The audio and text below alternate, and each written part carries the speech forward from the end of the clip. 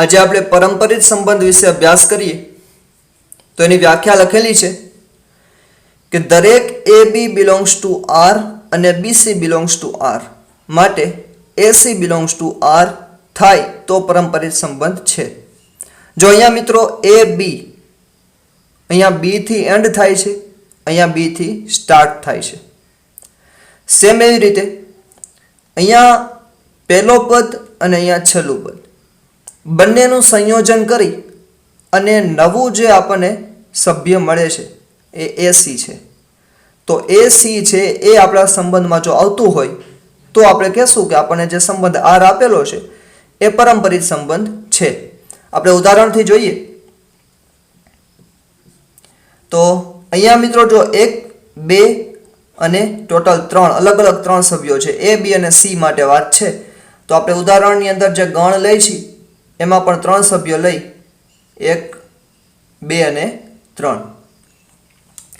હવે 3 સભ્ય છે તો આપણે A ક્રોસ A મેળવશું, એનો સંબંધ મેળવશું.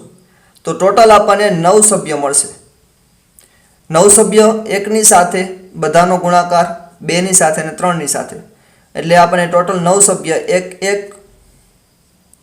1, 2, 1, 3.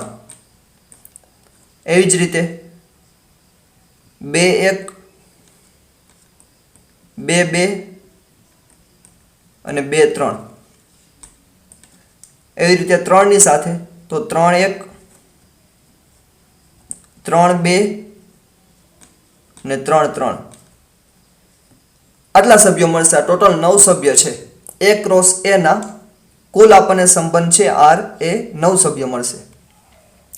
તો હવે આ 9 માંથી આપણે અલગ અલગ સંબંધ લેશું, જેમ આપણે અગાઉ ચેક કરેલું છે સ્વવાચક અને સમિત માટે.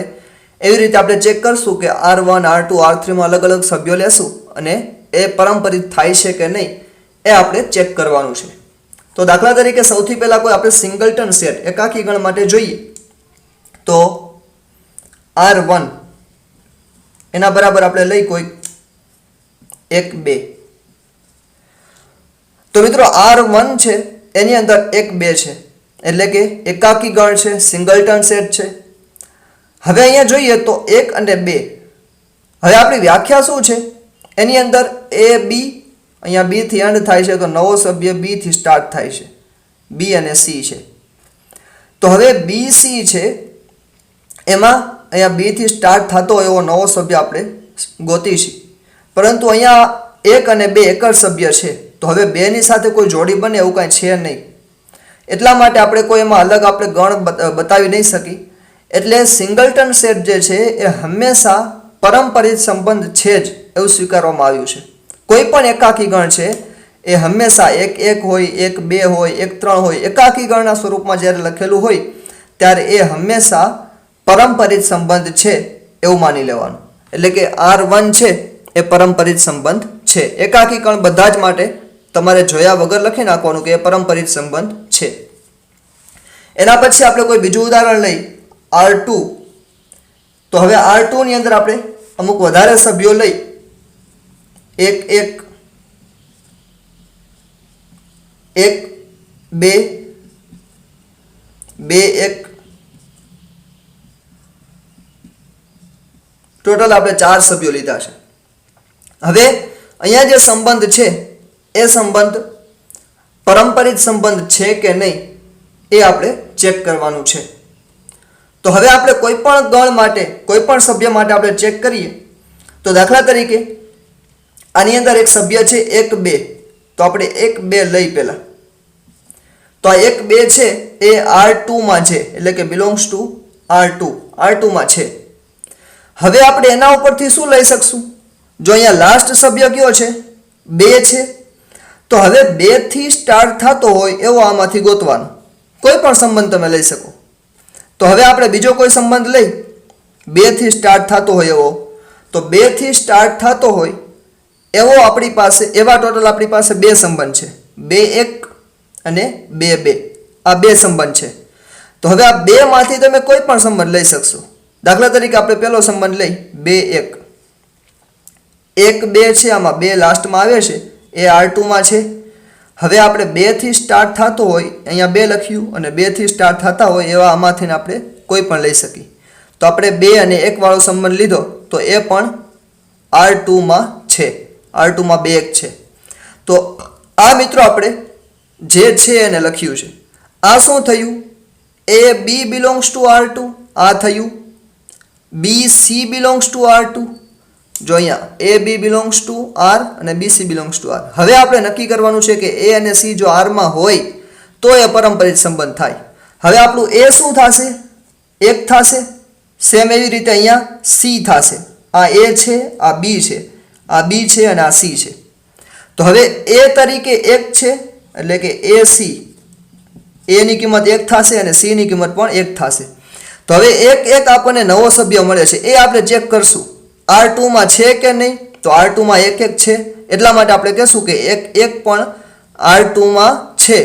તો હવે આપણને એવા મિત્રો આમાંથી તમે કોઈ પણ સભ્ય લેશો ને તો એ દરેક માટે AC છે એ R2 માં મળશે. અહીંયા જો આપણે 1 1 લઈ તો હવે 1 પછી શું છે? 1 ની સાથે 1 અને 2 મળે છે. તો આમાં પહેલો સભ્ય A અને પછી 2 મળે છે. તો 1 2, તો 1 2 તો આમાં છે જ અહીંયા.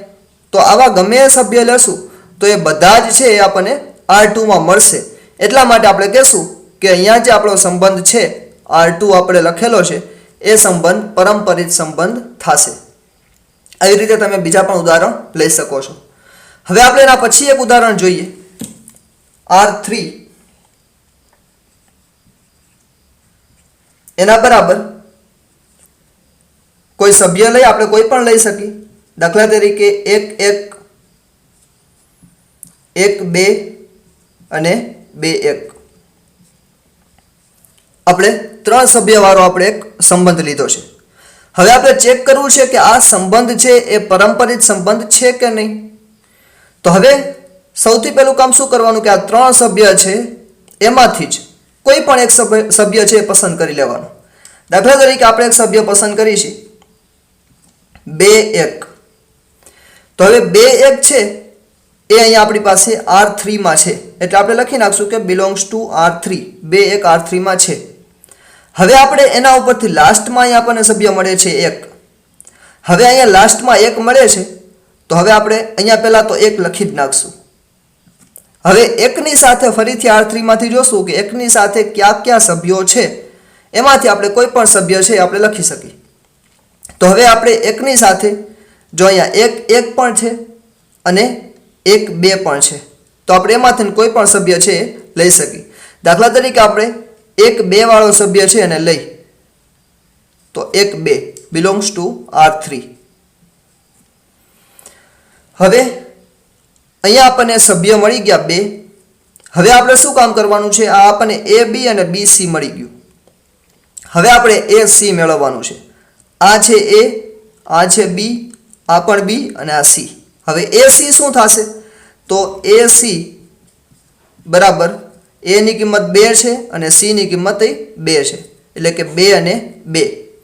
હવે જો મિત્રો એક પહેલા આપણે આ સમજી લઈએ કે 2 માં આપણને સભ્ય AC મળે છે 2 2, પરંતુ 2 2 છે એ R3 માં ક્યાંય છે નહીં. જો આમાં 1 1 1 2 અને 2 1 જ છે, તો R3 માં ક્યાંય 2 2 છે નહીં, એટલે આપણે લખશું કે 2 2 R3 માં નથી, નોટ બિલોંગ્સ ટુ R3.